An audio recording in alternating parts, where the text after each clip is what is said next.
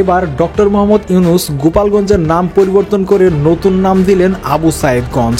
হঠাৎ একই সিদ্ধান্ত নিলেন ডক্টর মোহাম্মদ ইউনূস। গোপালগঞ্জ জেলার নাম পাল্টিয়ে শুধু নাম না, আমার মনে হয় জেলাকে 4টা আশপাশের জেলার ভেতরে ভাগ করে দিলেই ভালো হয়। গোপালগঞ্জ নামে বেগম জিয়া যিনি বলেছিলেন বাংলাদেশে গোপালগঞ্জের নাম বদলে দেওয়া হবে। আসসালামু আলাইকুম দর্শক শ্রোতা, আজকে আমি আপনাদের এমন কিছু ভিডিও দেখাবো যা দেখলে আপনারা অবাক হয়ে যাবেন।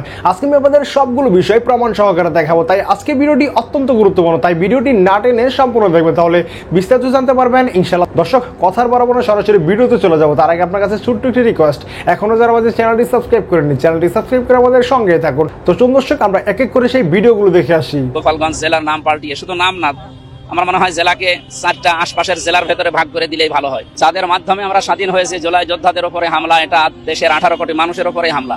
সুতরাং যারা এর সাথে জড়িত, আমরা তো বারবারই আমাদের নেতৃবৃন্দ বলছে তাদের দৃষ্টান্তমূলক শাস্তি দেওয়া লাগবে। 24 ঘন্টা সময় দিয়েছি আমরা, 24 ঘন্টা কিন্তু পার হয়ে যাচ্ছে। এরপরেও যদি তাদের শাস্তির ব্যবস্থা না করা হয়, আমরা ধরে নেব যারা দায়িত্বে আছে জেলার গোপালগঞ্জের, তারা এর সাথে জড়িত আছে। আর আমরা আহ্বান জানিয়েছি এবং দাবি তুলছি, আমাদের যে কুষ্টিয়া মিরপুর ভেড়ামারার নমিনি জনাব আব্দুল গফুর সাহেব বলছিলেন গোপালগঞ্জ জেলার নাম পাল্টিয়ে শুধু নাম না, আমার মনে হয় জেলাকে 4টা আশপাশের জেলার ভেতরে ভাগ করে দিলেই ভালো হয়। বিশেষ করে নড়াইল, ফরিদপুর, এরপরে মাদারীপুর, বরিশাল, এই 4টা জেলার ভেতরে 4টা আসন আছে, 3টা আসন আছে। 3টা আসনকে 3 জেলায় ভাগ করে দিলেই তো এই জেলা শেষ হয়ে যায়। এই জেলা আমার মনে হয় মানচিত্রে না থাকাই ভালো, একটা অভিশপ্ত জেলা। এই অভিশপ্ত জেলাকে বাংলার মানচিত্র থেকে মুছে 63 ইতিহাস ঘাটে আসুন। ইতিহাস বলেন ইতিহাস। যখন আমাদের হোসেন মোহাম্মদ ইরশাদ সাহেব ছিল, সেও কিন্তু গোপালগঞ্জে ঢুকতে পারেনি। শহীদ জিয়াউর রহমান, সেও কিন্তু গোপালগঞ্জে একবার গিয়েছিল, তখন কিন্তু হেলিকপ্টারে করে সে ওখানে চলে এসেছে। কালকে এনসিবির বড় বড় নেতারা ট্যাঙ্কের মধ্যে গল্লা লুকিয়ে চলে এসেছেন, দেখছেন তো? তাহলে দেখেন গোপালগঞ্জে আওয়ামী লীগের ক্ষমতা নাই, তাদের নেতৃত্ব নাই, তাদের রাজত্ব ধরে রেখেছে। আর বগুড়াবাসী তোমরা কি করছো? তোমাদের কোলে নিয়ে যায় কি করছো? অন্যান্য দলের আশ্রয় দিয়েছো। তোমাদের কি ধুলাই দিতে নিয়ে গেছে কোন জায়গায়? বনের মধ্যে, জঙ্গলের ভিতরে, মনে পড়ে? তাই বগুড়াবাসীর লজ্জা একবার দেখেন। শহীদ জিয়াউর রহমানের এলাকা বগুড়া জন্মস্থান, সেখানে আওয়ামী লীগ সিট পায়। আর আমারও লজ্জা লাগে, বগুড়া আমার জন্ম, যে আওয়ামী লীগের জন্য এত আন্দোলন করছে, সেই বগুড়াবাসী বগুড়া আমাকে আওয়ামী লীগের জন্য বাঁচতে আমি দুঃখ বলিনি।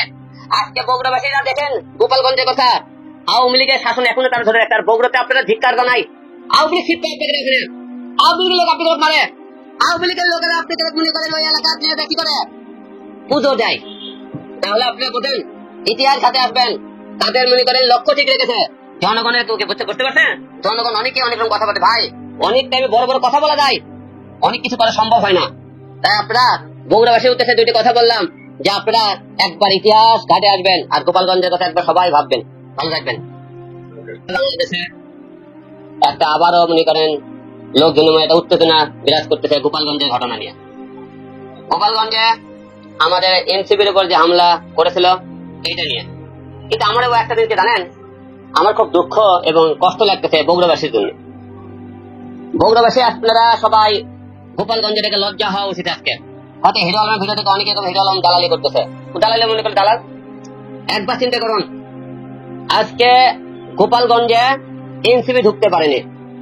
আওয়ামী লীগ যখন 17 বছর ক্ষমতায় ছিল, আপনারা বগুড়াবাসী আওয়ামী লীগ কি করছেন? সিট দিয়েছেন। আওয়ামী লীগের মারের ভয়ে আপনারা কি করছেন? আলাদা জঙ্গলে ছিলেন। আজকে একবার চিন্তা করেন তো, গোপালগঞ্জে আজ পর্যন্ত কেউ ঢুকতে পারছে? দর্শক আশা করি সম্পূর্ণ ভিডিওটি দেখেছেন। দর্শক এই ভিডিওর সম্বন্ধে যদি আপনার কোনো মতামত থাকে তাহলে অবশ্যই কমেন্ট করে জানাবেন। ভিডিওটি ভালো লাগলে একটি লাইক করবেন। দেখা হচ্ছে পরবর্তী কোনো ভিডিওতে। সেই পর্যন্ত সবাই ভালো থাকবেন, সুস্থ থাকবেন। আল্লাহ হাফেজ।